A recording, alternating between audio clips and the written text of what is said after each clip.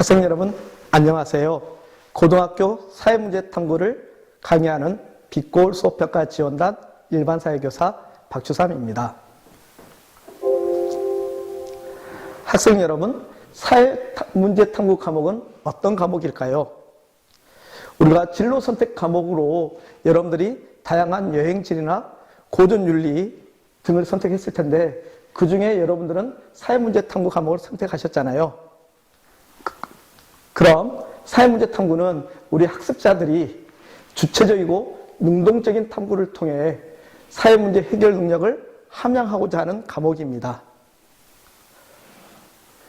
우리 사회 공동체에서 직면한 노동문제, 여성문제, 노인문제처럼 다양한 사회문제의 원인과 해결 방안을 우리가 스스로 모색하고 실천하는 과정에서 우리 학생 여러분들은 탐구 능력, 문제 해결 능력, 그리고 의사결정 능력, 사회참여 능력 같은 민주시민의 자질을 함양하고자 하는 과목입니다.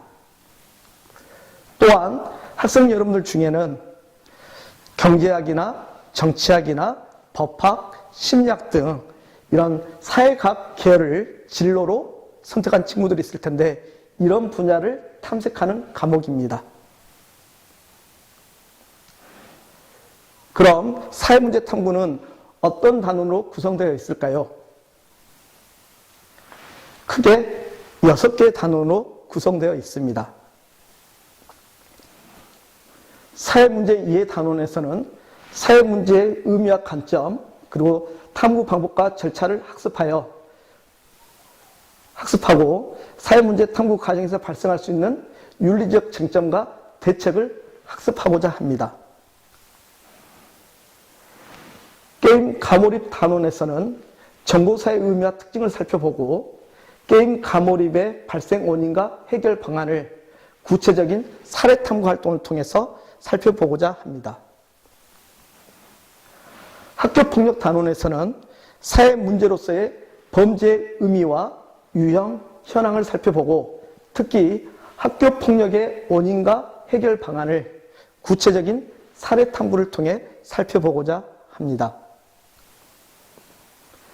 저출산 고령화에 따른 문제 단원에서는 출생과 사망의 사회적 의의를 살펴보고 저출산 고령화의 문제점과 그 해결 방안을 살펴보고자 합니다. 사회적 소수자에 대한 차별 단원에서는 사회적 소수자의 의미와 특성을 살펴보고 성차별, 비정규직 노동자 차별, 이주민 차별, 장애인과 성적 소수자의 차별에 대한 원인과 해결 방안을 살펴보고자 합니다. 그리고 마지막 사회문제 사례연구 단원에서는 일상생활의 다양한 사회문제와 그 사회문제의 영향, 그리고 탐구 과정을 통해서 사회문제의 원인과 해결 방안을 살펴보고자 합니다. 그럼 첫 단원인 사회문제 이해 단원에서 오늘 이 시간에는 사회문제의 의미와 특징을 설명하고자 합니다. 교과서 13페이지부터 15페이지의 내용인데요. 먼저 교육과정 성취 기준을 살펴봅시다. 사회문제의 의미와 특징을 이해하고 사회문제를 바라보는 서로 다른 관점을 비교한다를 목표로 오늘 이 시간에는 사회문제의 의미와 사회문제가 갖는 특징을 설명하는 것을 학습 목표로 설정하겠습니다. 그럼 우리 사회에 다양한 사회 문제들이 있는데요. 우리 학생 여러분들이 생각하는 사회 문제는 어떤 것들이 있을까요? 선생님이 생각하기에는 첫 번째, 저출산 고령화 문제. 대표적인 노인 문제가 되겠죠. 두 번째로 장애인의 이동권을 보장하라는 것처럼 장애인 문제. 또한 비정규직 노동자와 관련된 비정규직 문제, 그리고 이주 노동자들의 문제, 이외에도 다양한 사회 문제가 있을 수 있는데요. 우리 학생 여러분들이 한 번 더 생각해 보시기 바랍니다. 그럼 이런 다양한 사회 문제를 제시했는데 왜 우리는 이것을 사회 문제라고 할까요? 그래서 이 시간에는 사회 문제의 의미를 설명하는데요. 사회 문제란 사회 구성원 대다수가 바람직하지 않다고 생각하는 겁니다. 즉, 개인의 어떤 진로나 또는 진학 고민, 그리고 이성 교제, 이것은 개인적인 어떤 차이에 따른 문제이기 때문에 개인 문제와 구분해서 대다수가 바람직하지 않다고 생각해야 되고, 또한 인간의 노력을 통해 해결할 수 있어야 됩니다. 즉, 인간의 노력을 해결할 수 없는 자연현상에 따른 문제들은 사회 문제가 되지 않는다는 겁니다. 구체적으로 사회 문제의 성립 요건을 살펴보면 첫 번째, 사회의 중요한 가치에서 벗어나 있다는 겁니다. 우리 사회의 중요한 가치는 개인의 자유와 평등입니다. 누군가 나를 억압하고 구속한다. 또 불합리한 차별을 한다. 이것은 어때요? 우리 사회의 중요한 가치에 벗어난 것이죠.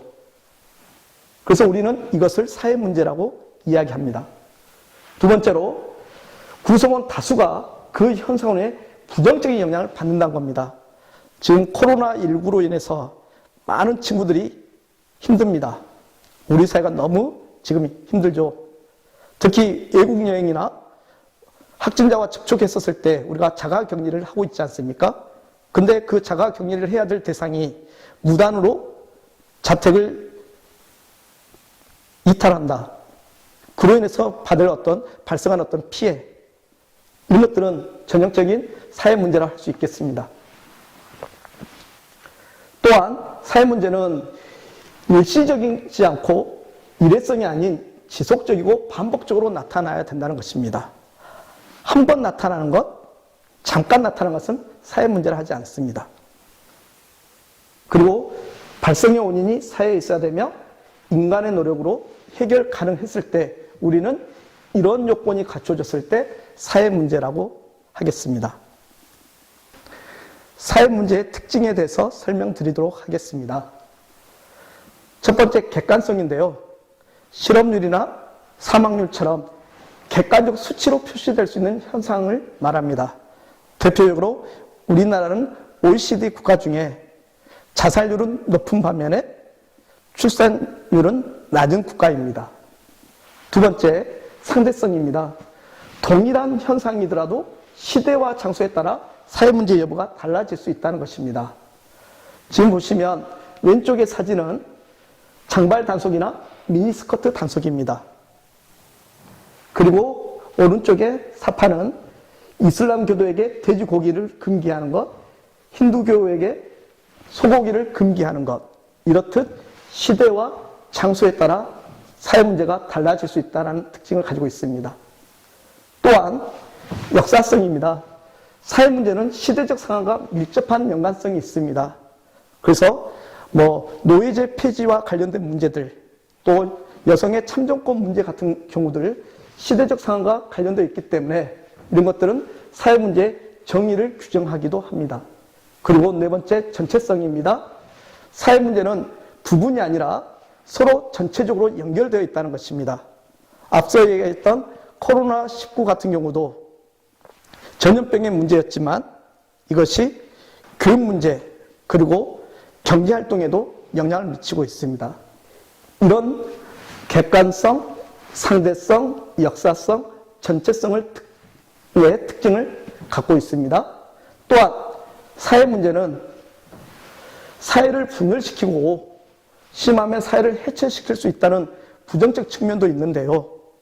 오히려 그 사회 문제를 원활하게 해결하고 그 문제를 적절하게 제시한다면 오히려 우리 사회를 한 단계 더 발전시키고 사회 통합에 기여하는 역할을 하기도 합니다.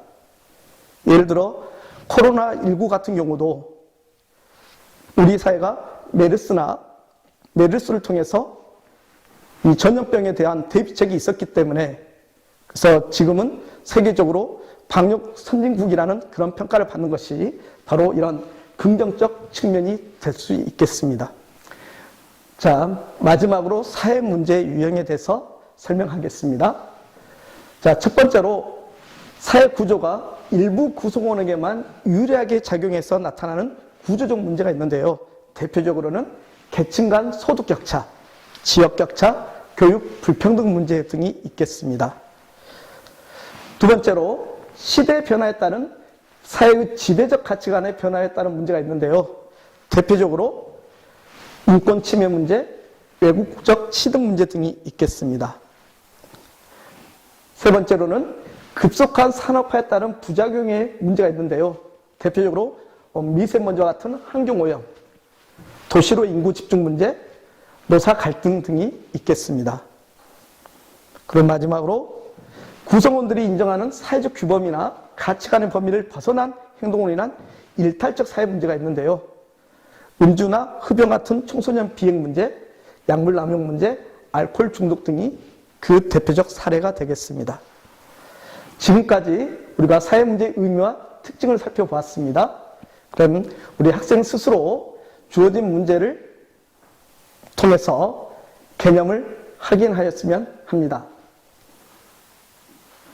사회 구성원 대다수가 바람직하지 않다고 생각하고 인간의 노력을 통해서 해결해야 한다고 생각하는 사회 현상은 무엇인가요? 우리 학생 여러분들 답 찾을 수 있겠죠? 정답은 사회 문제입니다. 지금까지 사회 문제의 의미와 특징에 대해서 학습하였습니다. 다음 시간에는 사회 문제를 바라보는 관점에 대해서 학습하겠습니다. 감사합니다. 네, 사회 문제의 의미와 특징에 대해서 살펴보았죠. 오늘 이 시간에는 사회 문제를 바라보는 다양한 관점에 대해서 설명하도록 하겠습니다. 교과서로는 16쪽부터 19쪽에 해당하겠습니다. 지난번처럼 성취 기준은 사회 문제의 의미와 특징을 이해하고 사회 문제를 바라보는 서로 다른 관점을 비교한다입니다. 오늘 이 시간에 우리가 학습할 목표는 사회 문제를 바라보는 다양한 관점의 의미와 특징을 설명하고 이 관점들의 간의 차이를 비교할 수 있어야겠습니다. 자, 그럼 우리 학생 여러분에게 그림 하나를 소개합니다. 우리 학생 여러분, 이 그림이 어떻게 보인가요?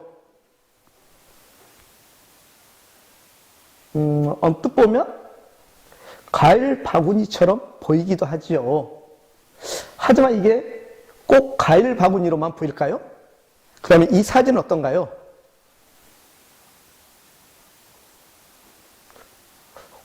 사진을 앞뒤로 뒤집었을 뿐입니다.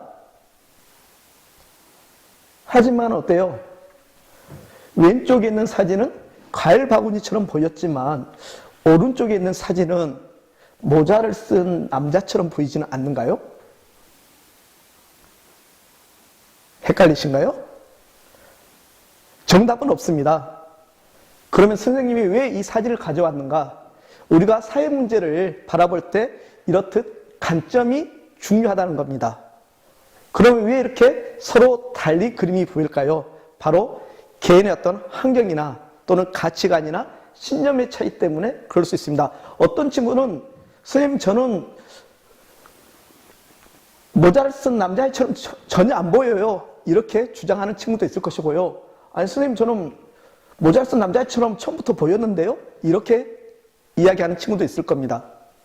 하지만 정답은 없다는 겁니다.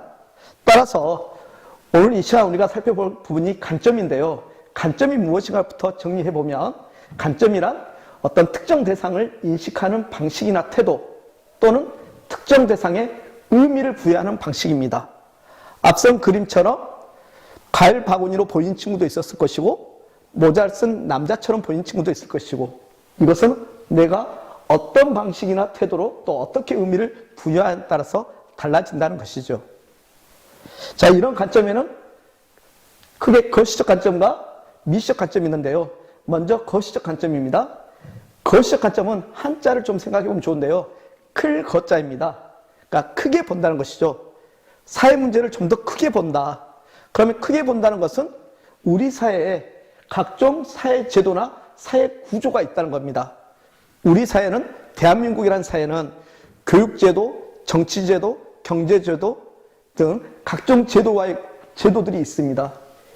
이런 제도나 구조에 초점을 두고 사회라는 큰 체계 속에서 넓게 살펴본다는 것이죠. 그래서 이런 거시적 관점에 해당하는 관점은 기능론과 갈등론이 있습니다.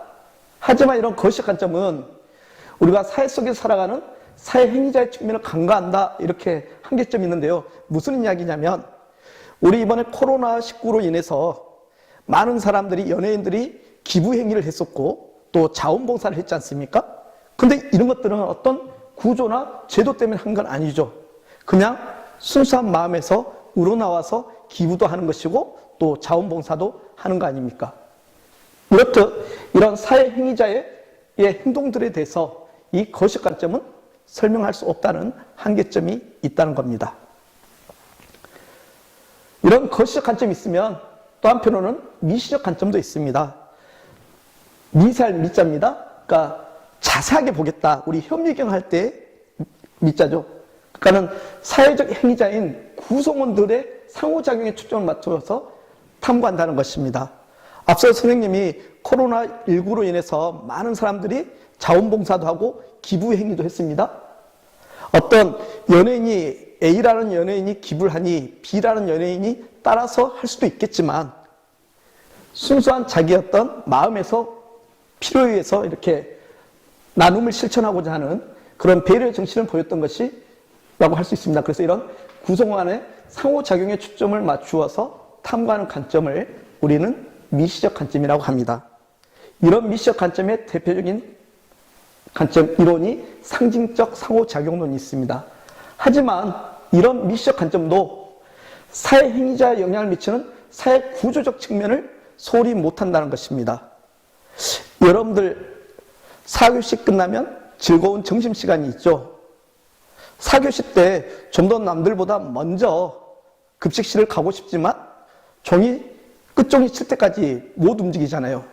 왜 그러냐면 만약에 끝종이 치기 전에 움직이면 여러분은 무단 결과 처리될 것입니다.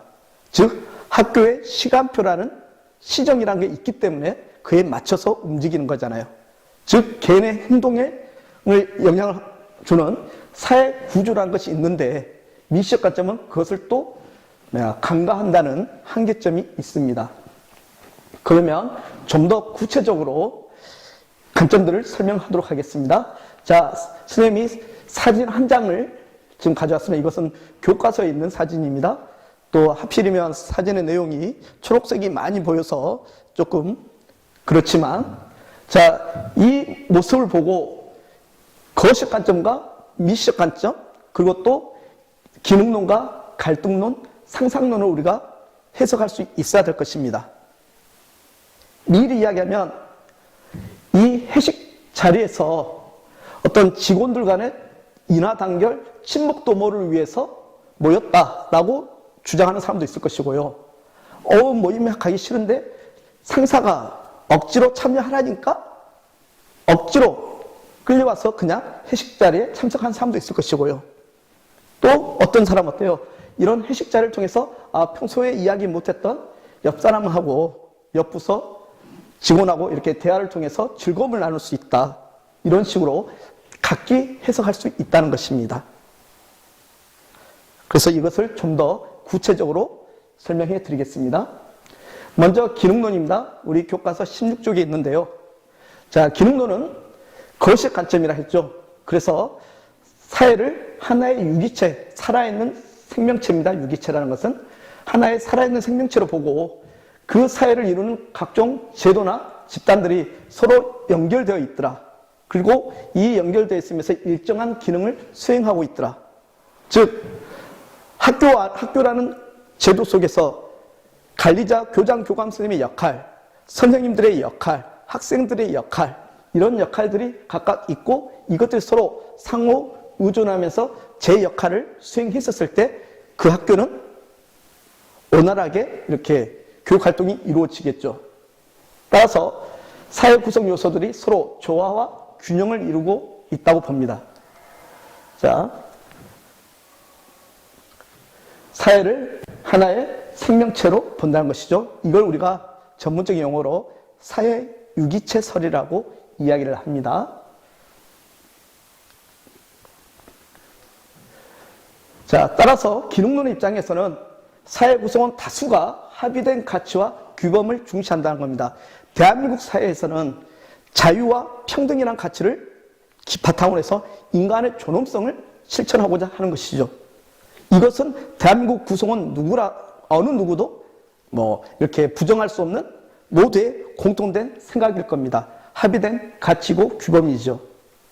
하지만 우리 사회에서 이런 규범과 가치가, 합의된 규범과 가치가 무너졌을 때, 제 역할을 수행하지 못했을 때 사회 문제나 갈등이 발생한다는 것이죠. 그리고 이런 기능론은 조화와 안정, 합의를 강조하기 때문에, 그래서 우리 사회에서 발생하는 사회 갈등들, 노사 간의 갈등, 세대 간의 갈등, 지역 간의 갈등, 빈부격차, 이런 사회 갈등이나 또 그에 따른 사회 변동의 중요성을 좀 강조한다는 한계점이 있고요. 또 하나, 혁명처럼 급진적인 사회 변동이 발생했었을 때 기능론은 그 설명이 곤란하다는 한계점이 있습니다. 이런 기능론을 대표하는 학자가 에밀 드리켐이 있습니다.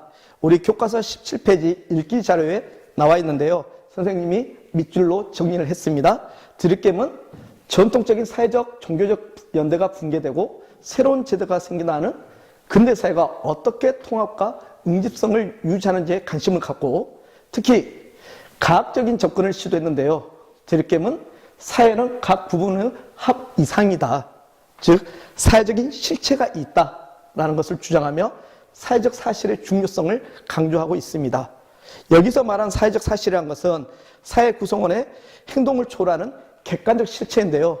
여기서의 객관적 실체라는 것은 사회 제도, 사회 구조가 되겠습니다. 이런 기능론에 맞서서 갈등론이 있는데요. 갈등론은 희소 가치를 가지고 지배 집단과 피지배 집단의 어떤 대립 관계로 보는데요. 여기서 말하는 희소 가치는 경제적 부나 사회적 명예, 정치적인 권력 등을 이야기합니다. 그리고 또한 이런 갈등론자들은 우리 사회가 안정과 질서가 유지된다고 하는데 그 이유를 지배 집단이 기득권 유지에 유리한 어떤 규범이나 제도를 만들어서 그 피지배 집단을 억압하고 있다고 보는 것입니다. 앞서 기능론자들은 사회적 구성원의 합의에 의해서 사회가 안정되고 유지된다고 한 반면에 갈등론자들은 지배 집단이 자신들의 기득권 유지를 위해서 규범이나 제도를 만들어서 피지배 집단을 억압한다는 것이죠.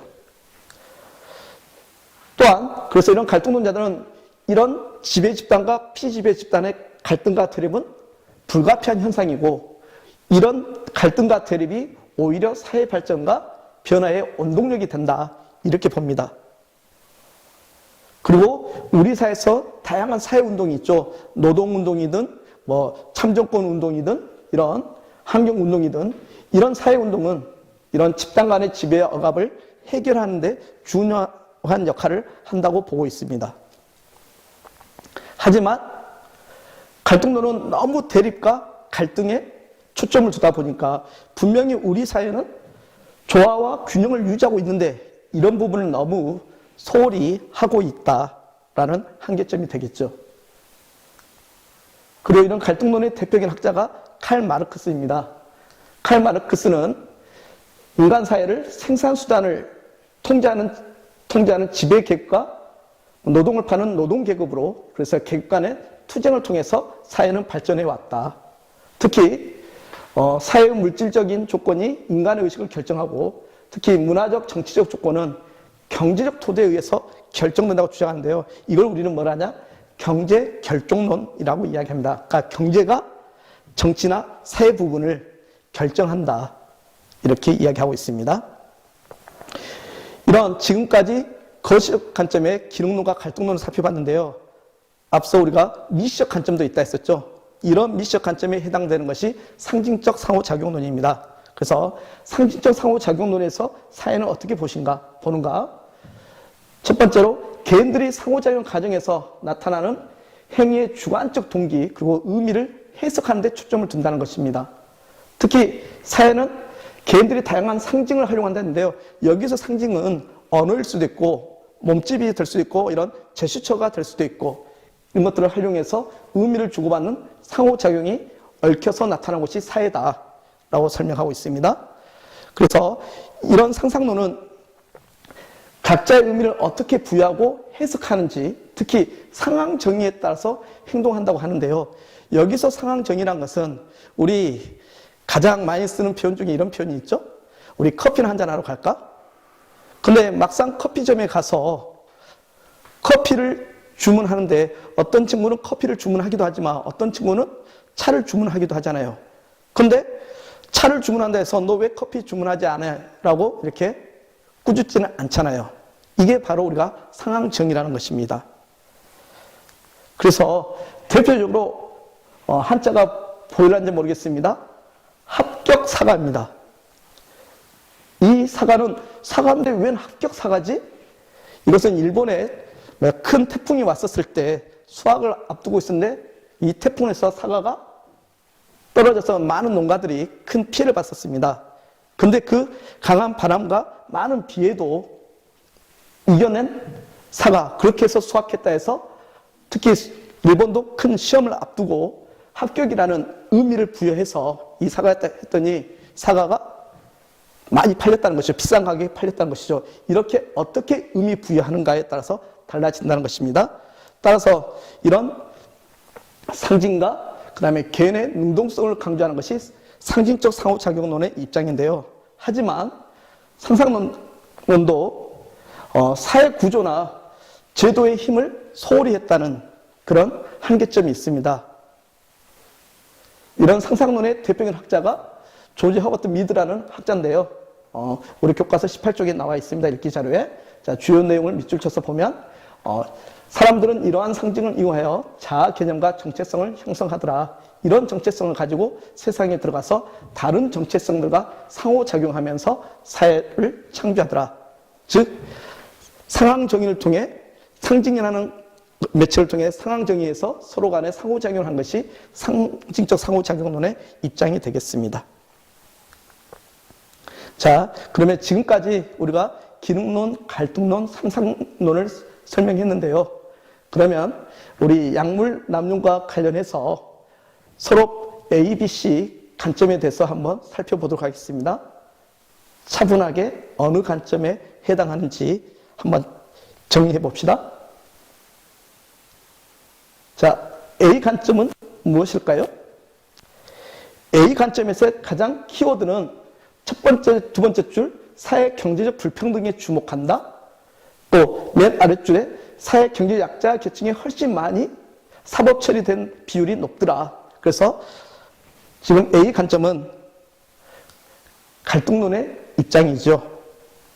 자, 두 번째 B 관점입니다. 자, 첫 번째 줄에 약물 남용의 규정은 사회 구성원들이 일상생활 속에서 어떻게 규정하느냐에 따라서 달라졌다는 것이죠. 특히 술, 담배 같은 유해 물질임에도 불구하고 성인들에게는 합법화되어 있고 청소년에게는 금지되어 있더라. 이렇게 의미 부여가 서로 다르더라. 그래서 이것은 그렇죠. 상징적 상호작용론의 입장이 되겠습니다. 그리고 마지막 C 관점은 어떤 목적을 가지고 있는지가 중요하더라.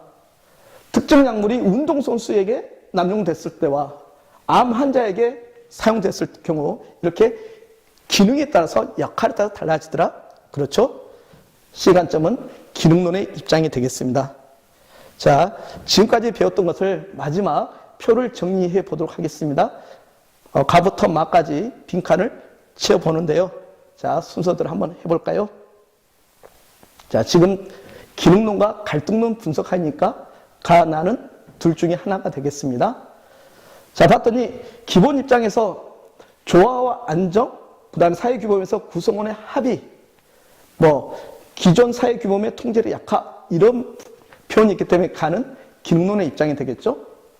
반면에 나는 이해관계, 대립과 갈등, 불평등한 사회구조, 이런 키워드가 사용됐으니까 나는 갈등론이 되겠습니다. 그러면 기능론에서의 기본 입장은 사회는 아까 뭐였다? 유기체다, 이렇게 이야기했었죠. 그리고 갈등론의 입장에서의 사회규범은 기능론이 사회 구성원의 다수의 합의라면 갈등론은 그들만의 합의란 거죠. 기득권 측만의 합의였다.